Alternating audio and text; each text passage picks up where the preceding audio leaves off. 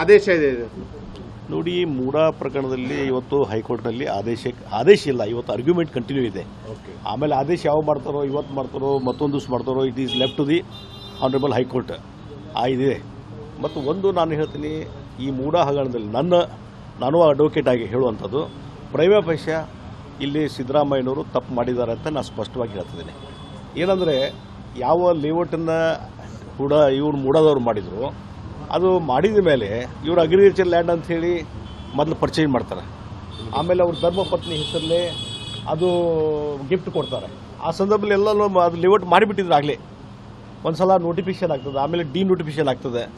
ಇಷ್ಟೆಲ್ಲ ಆದಮೇಲೆ ಅಗ್ರಿಕಲ್ಚರ್ ಅಂತ ಹೇಳಿ ತೋರಿಸ್ತಾರೆ. ಮತ್ತು ಇನ್ನೊಂದು ಏನದ, 2009ರಲ್ಲಿ ಯಾಕಂದರೆ ಡೆವಲಪ್ಮೆಂಟ್ ಅಥಾರಿಟಿ ಇವರು ಯಾವುದೇ ಒಂದು ಲೇಔಟ್ ಮಾಡಿ ಜನರಿಗೆ ಸೈಟ್ ಕೊಡಬೇಕನ್ನುವಂಥದ್ದು ನಿರ್ಧಾರ ಮಾಡಿದಾಗ ಎಷ್ಟೋ ಜನ ರೈತರು ಆ ಒಂದು ಲ್ಯಾಂಡ್ ಕೊಡಲಿಕ್ಕೆ ಮುಂದೆ ಬರಲಿಲ್ಲ.